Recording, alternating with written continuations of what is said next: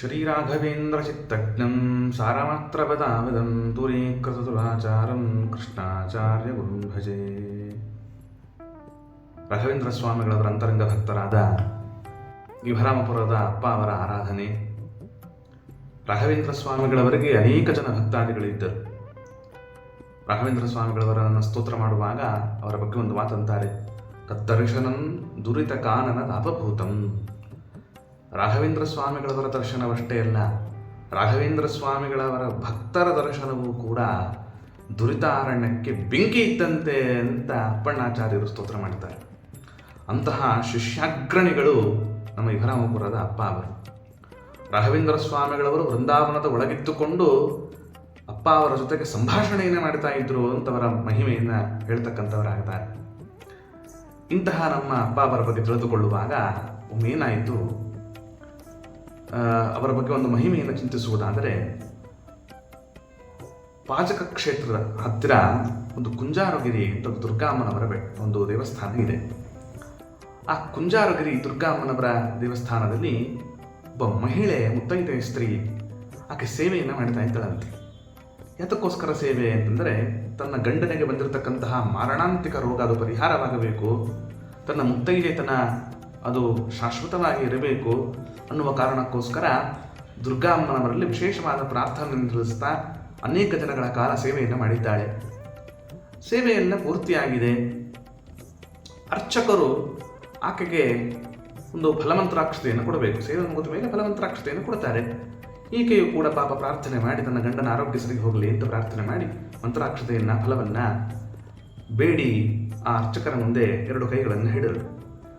ಆಗ ಅರ್ಚಕರು ಅವರಿಗೆ ಅರಿವಿಲ್ಲದಂತೆ, ಅವರಿಗೆ ಗೊತ್ತಿಲ್ಲದಂತೆ ಅವರ ಕೈಯಿಂದ ಒಂದು ತುಳಸಿ ಮತ್ತು ಒಂದು ಅಂಗಾರ ಅದು ಬಂತು, ಅದು ಕೊಟ್ಟುಬಿಟ್ರು ಆ ಮುತ್ತೈದೆಗೆ.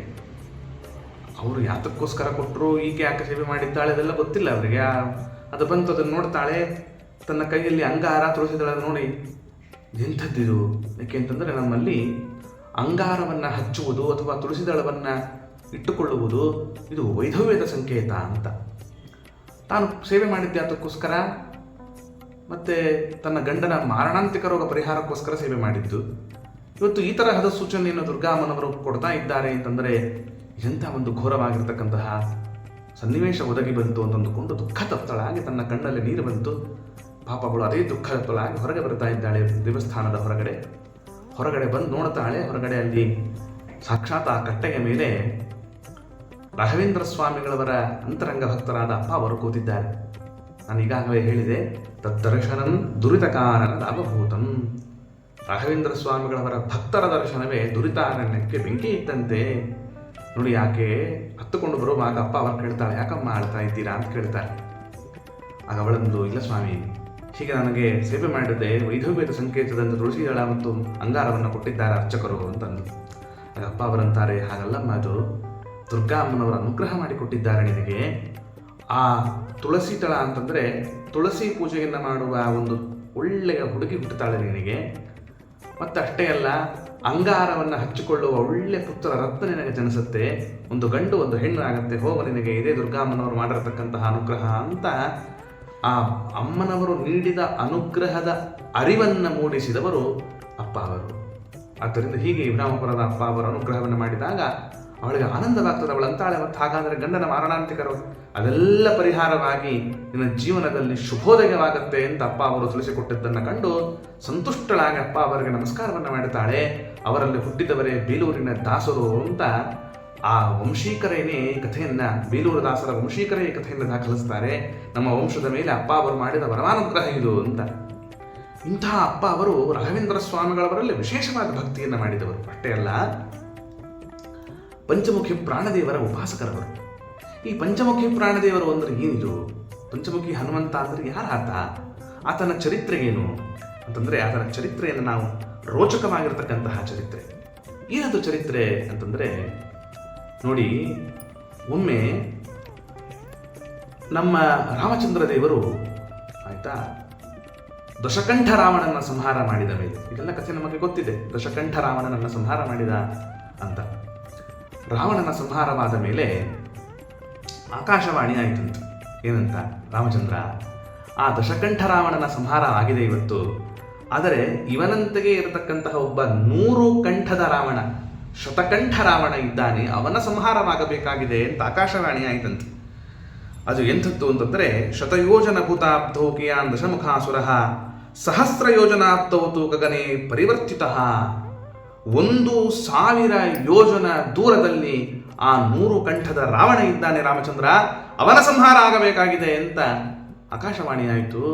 ರಾಮದೇವರಂದರು, ನಾನೇನು 100 ಯೋಜನ ವಿಸ್ತಾರವಾದ ಸಮುದ್ರಕ್ಕೆ ಸೇತುವೆಯನ್ನು ಕಟ್ಟಿದೆ, 1000 ಯೋಜನ ಒಂದು ಆಯಾವ ದೂರಕ್ಕೆ ಹೇಗೆ ಸೇತುವೆಯನ್ನು ಕಟ್ಟುವುದು ಅಂತ ಲೋಕರೀತಿ ಅಂತ ತಾನು ನಾಟಕವಾಡ್ತಾ ಇದ್ದಾನೆ, ಚಿತ್ತಾಕುಲನಾಗಿದ್ದಾನೆ.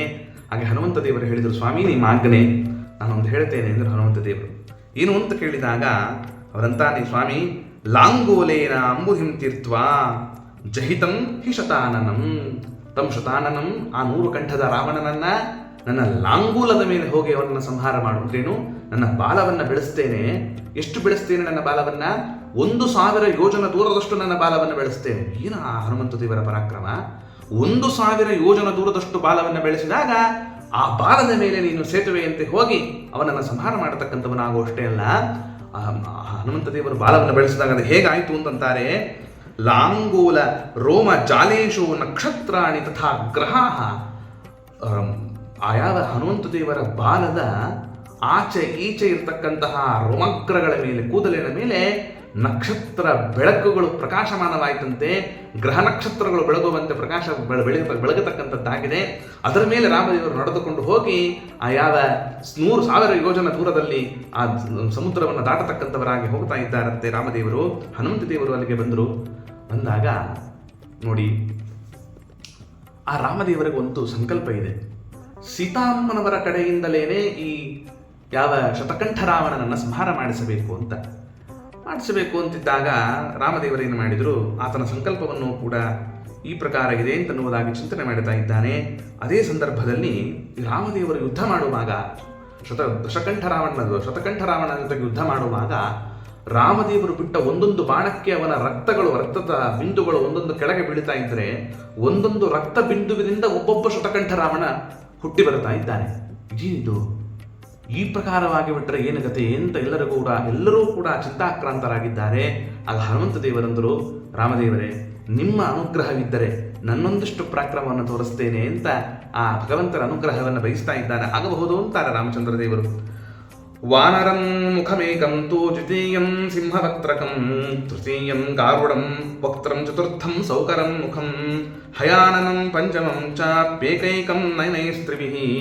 ಇಂಥ ರೂಪವನ್ನು ಸ್ವೀಕಾರ ಮಾಡಿದ ಹನುಮಂತ ದೇವರು ಒಂದು ಕಡೆಯಲ್ಲಿ ಕಪಿಮುಖ, ಇನ್ನೊಂದು ಕಡೆಯಲ್ಲಿ ಸಿಂಹಮುಖ, ಹಿಂದುಗಡೆ ಗಾರುಡ ಮುಖ, ಈ ಕಡೆ ಮತ್ತೆ ವರಾಹ ಮುಖ, ಮೇಲುಗಡೆ ಹೈಗ್ರೀವ ಮುಖ, ಹೀಗೆ ಪಂಚಮುಖಗಳನ್ನು ಸ್ವೀಕಾರ ಮಾಡತಕ್ಕಂತಹವನಾಗಿ ಏಕೈಕಂ ನಯನೈಸ್ತ್ರಿಭಿಃ, ಒಂದೊಂದು ಮುಖಕ್ಕೂ ಕೂಡ 3 ಕಣ್ಣುಗಳು, ದಶಬಾಹು ಸಮೋಪೇತಂ ದಶಾಯುಧ ಸಮನ್ವಿತಂ, ಒಂದೊಂದಕ್ಕೂ ಕೂಡ 10 ಆಯುಧಗಳನ್ನು ಧಾರಣೆ ಮಾಡಿರ್ತಕ್ಕಂಥ ಅದ್ಭುತವಾಗಿರ್ತಕ್ಕಂತಹ ರೂಪ. ಆ ರೂಪವನ್ನು ಸ್ವೀಕಾರ ಮಾಡಿ ತನ್ನ ಮುಷ್ಟಿಯಿಂದ ಒಂದೊಂದು ಎಷ್ಟು ರೂಪ ಸ್ವೀಕಾರ ಮಾಡಿದ ಗೊತ್ತಾ ಪಂಚಮುಖಿ ಹನುಮಂತ. ಬರೀ ಒಂದು ಪಂಚಮುಖಿ ಹನುಮಂತ ಆದದ್ದು ಅಲ್ಲ, ಎಷ್ಟೆಷ್ಟು ಶತಕಂಠ ರಾವಣನ ರೂಪಗಳು ಇಡೀ ಆ ಯಾವ ಪ್ರದೇಶದಲ್ಲಿ ವ್ಯಾಪ್ತವಾಗಿದ್ದವೋ ಅಷ್ಟಷ್ಟು ಕಡೆಗಳಲ್ಲಿ ಪಂಚಮುಖಿ ಹನುಮಂತ ದೇವರ ವಿಶ್ವರೂಪ ಪ್ರಕಟವಾಗಿ ಸಮಗ್ರವಾಗಿರತಕ್ಕಂತಹ ಶತಕಂಠ ರಾವಣನ ಮುಷ್ಟಿಯಿಂದ ಕುಟ್ಟನ ಮಾಡಿ ಅವನನ್ನು ಕೆಳಗೆ ಬೀಳಿಸಿ ತುಳಿದು ಹಾಕ್ತಕ್ಕಂಥವನಾದ ಆ ನಮ್ಮ ಪಂಚಮುಖಿ ಮುಖ್ಯ ಪ್ರಾಣ ಪಂಚಮುಖಿ ಹನುಮಂತ ಎಲ್ಲರವರನ್ನು ಸ್ತೋತ್ರ ಮಾಡತಕ್ಕಂತಹವರಾಗಿದ್ದಾರೆ. ನಂತರದಲ್ಲಿ ಸೀತಾಮ್ಮನವರ ಕಡೆಯಿಂದ ರಾಮದೇವರು ಆ ಶತಕಂಠ ರಾಮನನ್ನು ಸಂಹಾರ ಮಾಡಿಸ್ತಕ್ಕಂತಹವರಾದರು ಅನ್ನುವ ಚರಿತ್ರೆ ಪುರಾಣಗಳಲ್ಲಿ ದಾಖಲಾಗ್ತಕ್ಕಂಥದ್ದಾಗಿದೆ. ಅಷ್ಟೇ ಅಲ್ಲ, ವಿಜಯದಾಸರು ತಮ್ಮ ಕೃತಿಯಲ್ಲಿ ಇದನ್ನು ದಾಖಲೆ ಮಾಡ್ತಾರೆ. ಶತಕಂಠ ರಾವಣನನ್ನು ಕೊಲ್ಲಿಸಿದೆ ಹನುಮ ಅಂತ ಸ್ತೋತ್ರ ಮಾಡ್ತಾರೆ ವಿಜಯ ಪ್ರಭುಗಳು.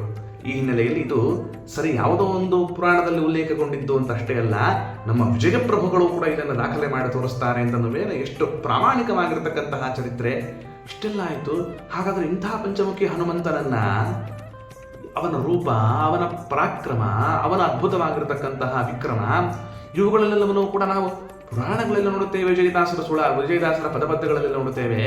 ಆದರೆ ಈ ರೂಪ ನಮಗೆ ಜಗತ್ತಿನಲ್ಲಿ ಕಾಣಸಿಗತ್ತಾ ಅಂತಂದ್ರೆ ಒಂದು ಪ್ರತೀಕ ರೂಪದಲ್ಲಿ ಕಾಣುತ್ತಾ ಅಂದ್ರೆ ಕಾಣುತ್ತೆ. ಎಲ್ಲಿ ಅಂತಂದ್ರೆ ನಮ್ಮ ಅಪ್ಪ ಅವರ ಕಟ್ಟೆ ವಿರಾಮಪುರದಲ್ಲಿ ಅಪ್ಪ ಅವರು ಇದನ್ನ ಪೂಜೆ ಮಾಡತಕ್ಕಂತಹವರಾದರು. ಹೇಗೆ ಪೂಜೆ ಮಾಡಿದರು?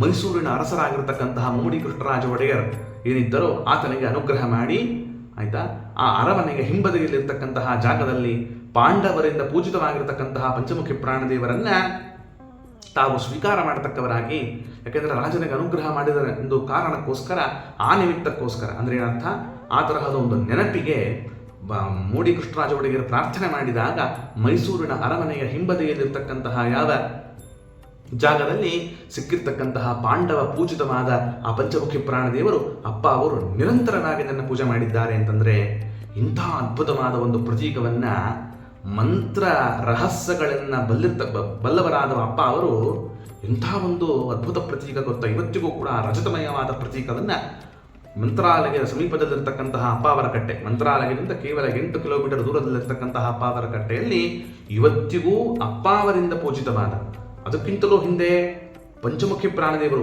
ಪಾಂಡವರಿಂದ ಪೂಜಿತವಾಗಿರತಕ್ಕಂತಹ ಪ್ರತೀಕವನ್ನ ಅಪ್ಪ ಅವರ ಕೈಗೆ ಸಿಗ್ತಕ್ಕಂಥದ್ದಾಗಿ ಅಪ್ಪ ಅವರದನ್ನು ಪೂಜೆ ಮಾಡಿ ಸಿದ್ಧಿಗೊಳಿಸ್ತಕ್ಕಂತಹವರಾದರೂ ಅದು ಇವತ್ತಿಗೂ ಪರಂಪರಾಗತವಾಗಿ ಶುದ್ಧ ಕ್ರಮದಲ್ಲಿ ಅವರ ಪರಂಪರೆಯವರಿಂದ, ಅವರ ವಂಶೀಕರಿಂದ ಅಷ್ಟೇ ಶುದ್ಧತೆಯಿಂದ ಇವತ್ತಿಗೂ ಕೂಡ ಆ ಯಾವ ಅಪ್ಪ ಅವರ ಕಟ್ಟೆಯಲ್ಲಿ ವೈಭವದಿಂದ ಅದರ ಪೂಜೆ ಆಗ್ತದೆ. ಅಪ್ಪ ಅವರ ಆರಾಧನೆಯೂ ಕೂಡ ಜರುಗತಕ್ಕಂಥದ್ದಾಗತ್ತೆ ಅಂತಂದಾಗ ಅಲ್ಲಿಗೆ ಹೋಗಿ ಅದನ್ನು ಕಣ್ತುಂಬಿಕೊಳ್ಳುವ ಭಾಗ್ಯ ನಮ್ಮದಾಗಬೇಕು ಅಂತನ್ನುವುದನ್ನು ಪ್ರಾರ್ಥನೆ ಮಾಡುತ್ತೇನೆ. ಇನ್ನೂ ವಿಸ್ತಾರವಾಗಿರ್ತಕ್ಕಂತಹ ಮಹಿಮೆಗಳನ್ನು ಮುಂಬರುವ ದಿನಗಳಲ್ಲಿ ಅಪ್ಪ ಅವರ ಚರಿತ್ರೆಯಲ್ಲಿ ತಿಳಿದುಕೊಳ್ಳತಕ್ಕಂತಹವರಾಗೋಣ. ಅಂತಹ ರಾಘವೇಂದ್ರ ಸ್ವಾಮಿಗಳವರ ಚಿತ್ತಜ್ಞರಾಗಿರ್ತಕ್ಕಂತಹ ನಮ್ಮ ವಿರಾಮಪುರದ ಅಪ್ಪ ಅವರು ಎಲ್ಲರಿಗೂ ಕೂಡ ಅನುಗ್ರಹವನ್ನು ಮಾಡತಕ್ಕವರಾಗಲಿ ಅಂತ ಹೇಳ್ತಾ ಶ್ರೀಕೃಷ್ಣ ಅರ್ಪಣಮಸ್ತು.